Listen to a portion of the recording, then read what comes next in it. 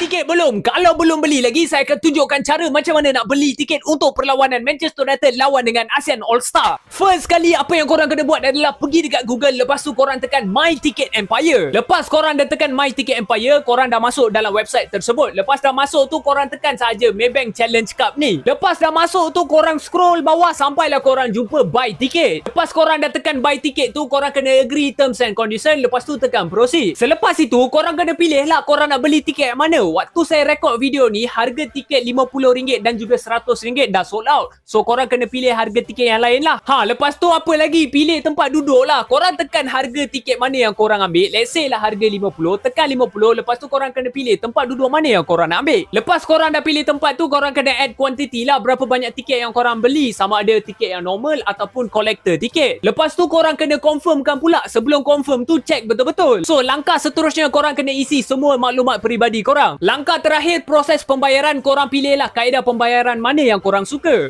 Proses untuk beli tiket ni aku dah payung dah. So korang jangan cakap aku tak payung, okay? So 28 Mei nanti kita jumpa dekat Bukit Jalil.